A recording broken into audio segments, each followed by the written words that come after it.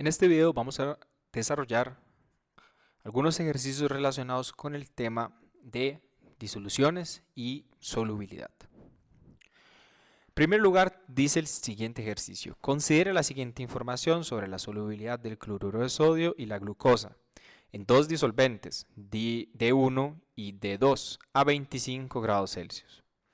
Con base en la información suministrada y los factores que afectan la solubilidad, explique por qué el cloruro de sodio es más soluble en D1 mientras que la glucosa es más soluble en D2. Para resolver este ejercicio es esencial, primero, prestar atención a la naturaleza de los solutos. Nosotros sabemos que el cloruro de sodio, por ser una sal, es un compuesto iónico. Y la glucosa es un compuesto covalente y en este caso polar.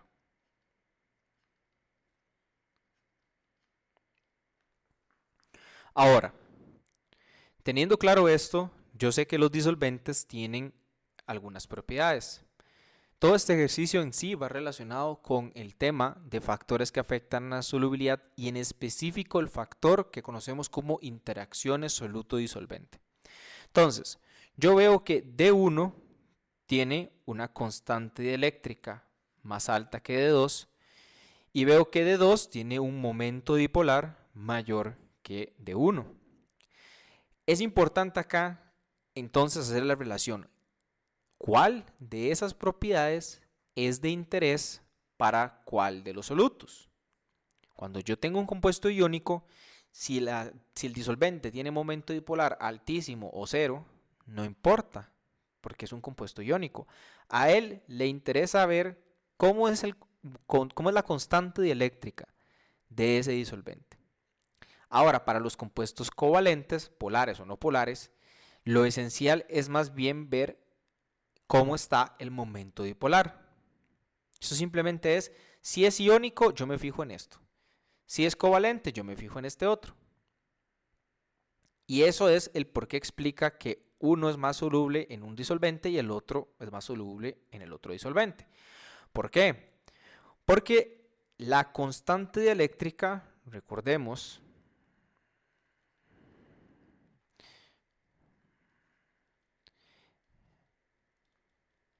es primero que todo una propiedad del disolvente, no del soluto. Y es una propiedad del disolvente para disolver sales, o sea, compuestos iónicos. Entre mayor sea el valor de esa constante, más fácil será para una sal disolverse en ese disolvente. Entonces, una sal como el cloruro de sodio buscará disolverse preferiblemente en una disolución, bueno, en un disolvente con una constante eléctrica alta en vez de un disolvente con una constante eléctrica más baja. Eso en primer lugar. Ahora, aunque no es una regla que puede aplicarse a todos los escenarios, digamos que esa regla no escrita que indica que los compuestos polares se disuelven en compuestos polares y los no polares en no polares, pues aplica a una gran cantidad de ejemplos. En este caso, la glucosa, por ser un compuesto polar, se disuelve preferiblemente mejor en compuestos que también son polares. Y entre más polar sea el disolvente, mejor. En este caso, yo veo que D2 tiene un momento dipolar mayor que D1. O sea, digamos, D2 es más polar. Y por el hecho que él sea más polar y la glucosa sea un compuesto polar, voy a tener una afinidad para tener una mayor solubilidad. Y esto explica el comportamiento de la solubilidad de esas dos especies. El siguiente ejercicio dice, considere la siguiente información incompleta sobre la solubilidad de un gas en agua a distintas presiones y temperaturas. Con base en la información suministrada y los factores que afectan la solubilidad de gases, es correcto afirmar que Ok, esencial es, primero que todo, entender que estamos trabajando con un gas. Entonces, para todos los solutos, la temperatura afecta la solubilidad. Puede ser que aumentar la temperatura mejore la solubilidad o la empeore. Cuando hablamos de presión, aquí es esencial entender que solo aplica a gases, tal como lo es el oxígeno. Entonces, veo que tengo un aumento de temperatura para en esta dirección, esto es temperatura, y tengo un aumento de presión en esta dirección. Ahora, no sé cómo se está comportando la solubilidad respecto a la temperatura, pero yo sí sé que siempre con aumentos de presión la solubilidad aumenta. Eso siempre ocurre. Entonces, vayamos descartando cada una de las opciones. Dice, X puede ser igual a 22.6. ¿Quién es X? X es este valor de acá. Ahora, yo estoy observando que mi valor a 0 grados es de 14.6 y mi valor a 25 es 8.3. Entonces, claramente deduzco que la solubilidad disminuye con la temperatura. A mayor temperatura estoy teniendo yo, menor solubilidad estoy teniendo. Entonces, lo que sería lógico pensar es que X es un valor entre 14.6 y 8.3. Y por supuesto que sea 22.6, imposible. Siguiente dice, Y puede ser igual a 59 miligramos por litro. Entonces, mi valor previo es 14.6 y con aumentos de presión la solubilidad debe aumentar. Entonces, en ese sentido, 59 pues es un valor mayor que 14.6 y pues tendría sentido con lo que yo esperaría de que la solubilidad aumenta con la presión. Pero el valor a 340 miligramos de mercurio es 58.4. Entonces Y tiene que ser un valor entre 14.6 y 58.4. O sea que 59 se sale por completo del rango. Y eso pues me define que es incorrecta. Luego habla de Z, que Z puede ser igual a 46. Pero Z, de igual manera, es un valor que en comparación con los valores a menor temperatura, pues tiene que ser, o debe demostrar que la solubilidad va en descenso. A 0 está en 58, pero a 10 ya disminuyó a 45 y a 25 entonces yo esperaría un valor menor que 45.1 y 46 se pasó, es más bien mayor de lo que yo esperaría, entonces no es correcto. Y por último dice que Y es mayor que X. Volvemos a que Y tiene que ser un valor mayor que 14.6 porque estoy a una presión mayor. X es más bien por el contrario un valor menor que 14.6 porque yo observo que aumentar la temperatura disminuye la solubilidad. Entonces esta opción tiene todo el sentido del mundo y por eso es la correcta. El siguiente ejercicio dice lo siguiente.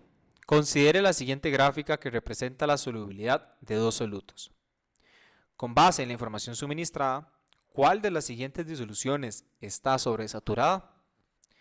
Nos dan varias combinaciones y lo que vamos a ir haciendo es colocar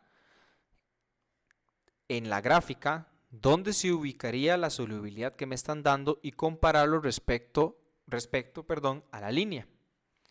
En el caso siempre recordemos que yo esté en un valor por encima de la gráfica, voy a tener una disolución sobresaturada. Si estoy justo sobre la gráfica, tengo una disolución saturada, y si estoy por debajo de la gráfica, tengo más bien una disolución insaturada. En este caso, tomemos en cuenta que me están pidiendo disolución sobresaturada. Entonces, aquella opción que me ofrezca a mí un valor de solubilidad por encima, ya sea la gráfica de A o la gráfica de B, va a ser la respuesta correcta.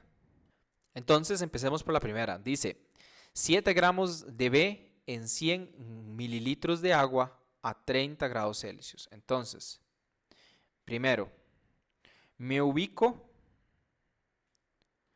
en 30 grados Celsius. Segundo, me están hablando que es en base a 100 mililitros de agua. ¿En base a qué está mi gráfica? Me fijo, también está en base a 100, entonces todo bien. Cuando no estemos en la misma base unitaria, hay que hacer una corrección. Ya lo veremos con las otras opciones. Entonces, dice 7 gramos. Entonces yo voy para acá, 2, 4, 6, 7. Y estamos hablando de la disolución B. Entonces, en este caso, la opción A es una disolución saturada, porque está justo sobre la gráfica de B.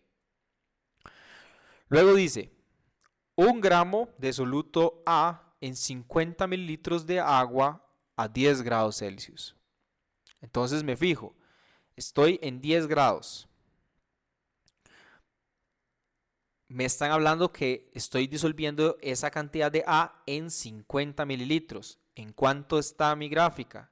En 100. Entonces no puedo ubicarlo todavía sobre la gráfica. Necesito hacer una corrección. Para esa corrección simplemente aplicamos una regla de 3. Entonces digo lo siguiente. Tengo 1 gramo de A disuelto, vamos a decirlo así, disuelto en 50 mililitros de agua. ¿Cuántos gramos de A tendría si estuviera disolviendo en 100 mililitros? ¿Por qué 100 mililitros? Porque mi gráfica está en base a 100. Entonces necesito saber cuántos gramos sería disolver esta proporción, pero no en 50, sino en 100. Entonces calculamos X y eso da 2 gramos. Entonces ahora sí, en 10 grados Celsius me ubico en exactamente 2. Y estamos hablando del soluto A, o sea, la línea segmentada. Vemos que el punto que acabo de marcar está por debajo de la línea. Entonces esta disolución es insaturada. O sea, todavía no estamos en la respuesta correcta. Siguiente dice 4.8 gramos de soluto A en 200 mililitros de agua a 15 grados Celsius. Entonces, por razones de espacio, voy a borrar nada más un momentito acá. Insaturada.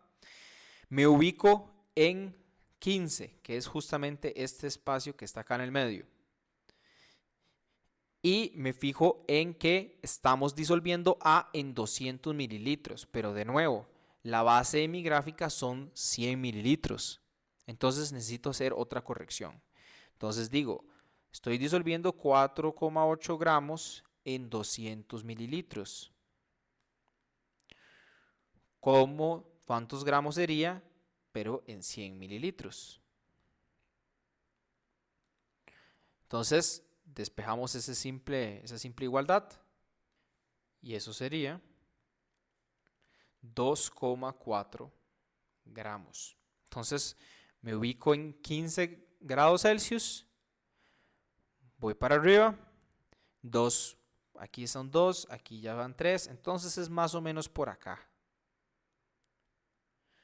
Y eso, respecto al soluto A, que es la línea segmentada, es una disolución sobresaturada. Entonces la respuesta sería esta acá.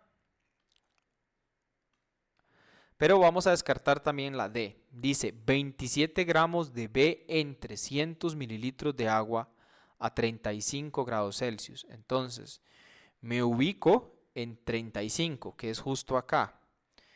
Me están hablando que es en base a 300 mililitros, pero mi gráfica está dada en base a 100. Entonces, de nuevo, aplico regla de 3, 27 gramos disueltos en 300. ¿Cuántos gramos sería disueltos en 100? Dividimos y aplicamos el despeje, que nos da 9 gramos. Entonces, volvemos a nuestra gráfica. Estamos en 35 y subimos 2, 4, 6, 8, 9 sería algo como por aquí. Todavía respecto al soluto B, estamos en una disolución insaturada. Entonces esa opción tampoco era correcta. Y con esto concluye el ejercicio. Nada más como aclaración o recordatorio, presten esencial atención a en cuánto estoy disolviendo y cuánto es la unidad base de mi gráfica. El siguiente ejercicio dice: la solubilidad de un soluto es igual a 6 gramos en 156 gramos de disolución a 35 grados Celsius.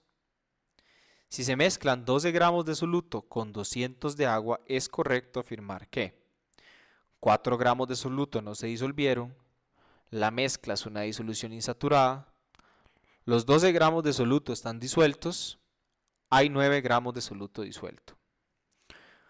Aquí, este ejercicio es importante para recordar en sí lo que es el concepto de solubilidad. Solubilidad deben entenderlo constantemente como un límite a una temperatura específica. Si estoy a 25 o si estoy a 35, esa solubilidad va a cambiar. Puede ser menor, pero siempre va a ser diferente. Entonces, hablamos de una temperatura fija, en este caso 35.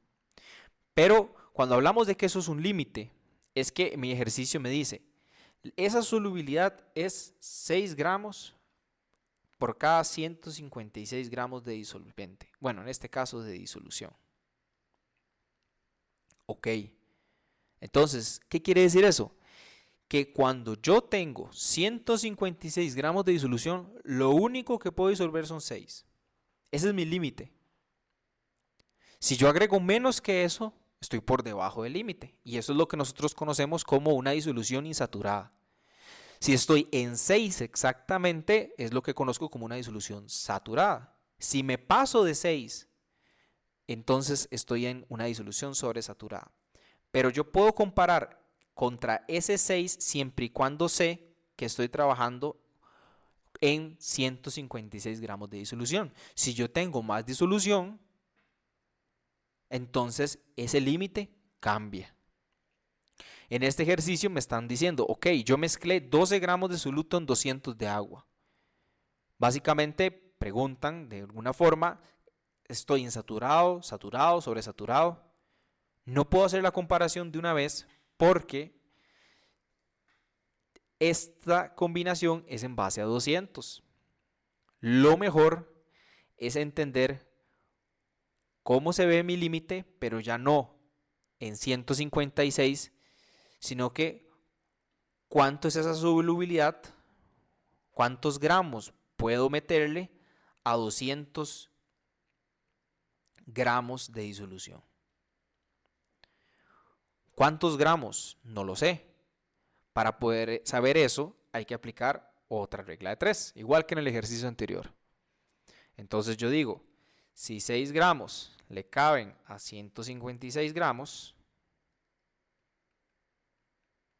en este caso esto es soluto y esto es disolución, ¿cuántos gramos le caben a 200 gramos? Y descubro ese valor. En este caso, vamos a ver, x igual a 7.7 gramos de soluto. Muy bien, entonces ya sabemos que esta solubilidad dada en base a 200 y no en base a 150 es 7.7 gramos por cada 200 gramos de disolución. Ahora sí podemos comparar lo que estamos mezclando. Nuestra mezcla es 12 gramos de soluto en base a 200 gramos de disolución. No, aquí hay una trampa. Me están hablando en base a 200 de agua. Y sabemos que la disolución es lo que yo tengo de soluto más lo que yo tengo de disolvente. Y en este caso, como son masas, yo las puedo sumar. Si fueran volúmenes, no. Pero como son masas, sí lo puedo hacer. Entonces, acá, para hablar siempre de lo mismo, disolución contra disolución, no sería 200, sino sería 212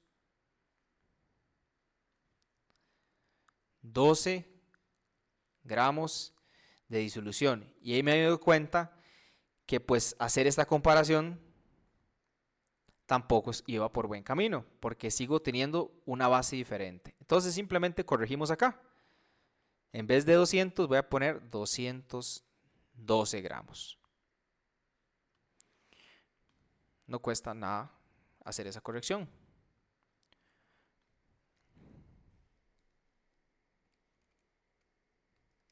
Que me da 8,15. O podemos redondearlo directamente a 8,2 para manejar nada más un decimal. Entonces ahora sí, yo sé que me caben 8,2 en 212 y estoy agregando 12 gramos. Entonces reviso cada una de las opciones a ver cuál se cumple. La opción A dice que 4 gramos de soluto no se disolvieron. Entonces, saber algo que no se disolvió significa que es, ok, mi límite está en 8.2. Cualquier pequeño gramo que se pase de esos 8.2 ya es un gramo que no se disolvió.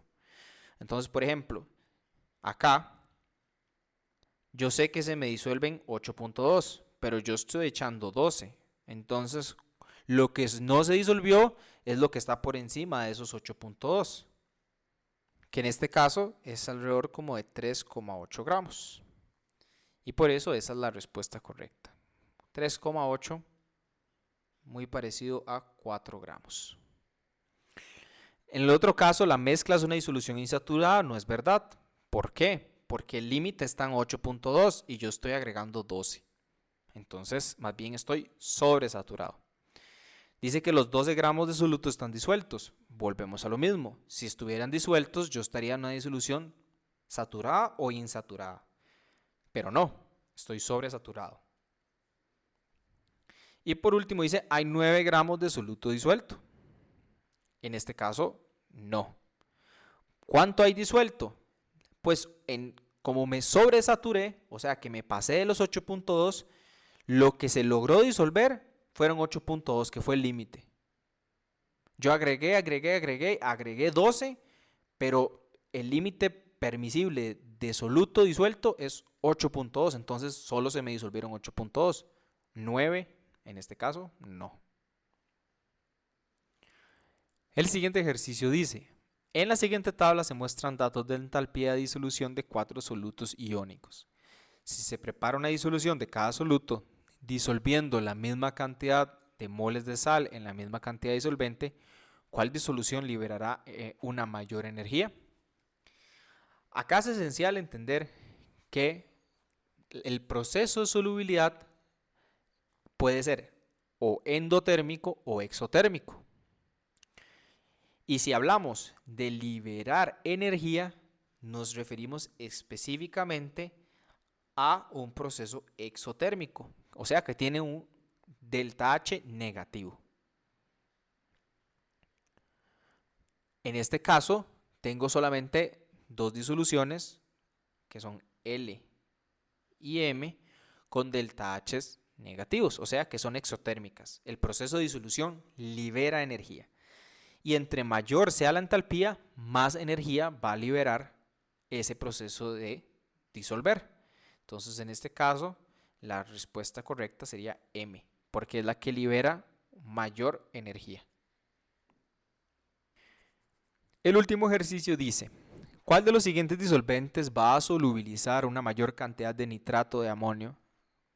Considere que la constante eléctrica es el signo E y el momento dipolar el signo nu, y me dan diferentes disolventes: nitrobenceno, agua, formamida y ciclohexano. Igual que en el primer ejercicio de este video, es esencial observar el soluto y ver su naturaleza. En este caso, por ser una sal, sé que es un compuesto iónico. Entonces, cuando hablamos de interacción soluto-disolvente, podemos estudiar dos propiedades, o mejor dicho, hay dos factores del disolvente que entran en juego: la constante eléctrica y el momento dipolar. ¿Cuál de los dos es importante para mí? Si yo tengo un compuesto covalente, el momento dipolar. Si tengo un compuesto iónico, la constante. Entonces, ignoro ignoro todos estos números y me fijo en los valores de constante. Ahora, como mencioné en el primer ejercicio, entre mayor sea este valor, mayor va a ser la solubilidad que tenga la sal. Y entre todos ellos, veo que la formamida es el que tiene la constante eléctrica más alta. Entonces, es el valor que tiene o que va a disolver mejor el nitrato de amonio. Y con esto concluye este video.